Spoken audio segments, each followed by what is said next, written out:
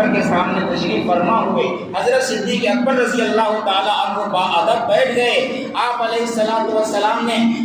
روداد سفر بیان کرنا شروع کیا کہ صدیق جبریل امین آئے تھے، تو صدیق نے فرمایا صدقت یا رسول اللہ، میں عانی کے یہاں سویا ہوا تھا،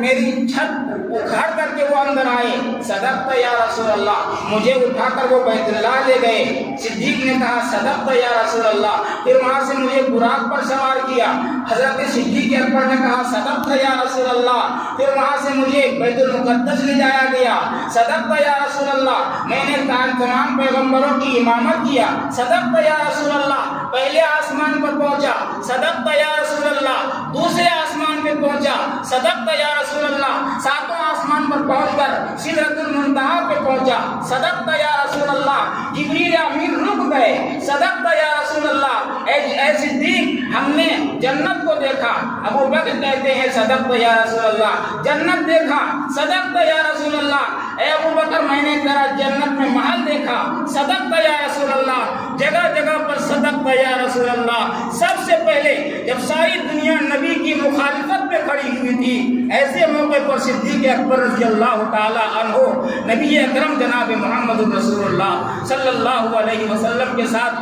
ڈٹ کر کھڑے رہ گئے، بڑے سے بڑے فتنوں کا مقابلہ کیا۔ ہمارے آقا صلی اللہ علیہ وسلم پر جب دشمنوں نے حملہ کیا، صدیق اکبر سینہ تان کر کھڑے ہو گئے، سارے حملوں کو اپنے سینے پر برداشت کیا، نبی کو دشمنوں نے چھوڑ دیا، صدیق اکبر کے اوپر لگ گئے، اتنا مارا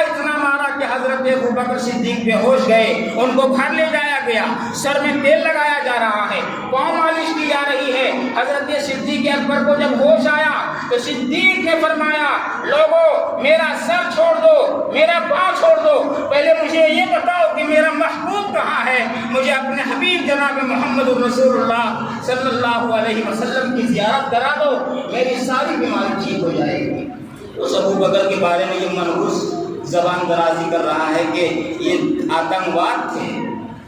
عمر آتنکواد تھے، عثمان آتنکواد تھے،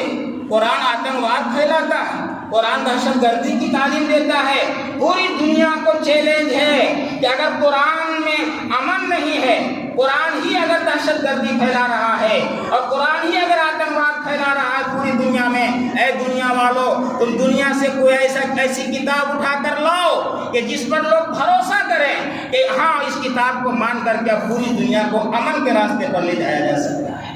کوئی کتاب نہیں لا سکتا۔ اگر امن مل سکتی ہے، شانتی مل سکتی ہے، سکون مل سکتا ہے، تو یاد رکھیے میرے بزرگوں، میرے بھائیوں،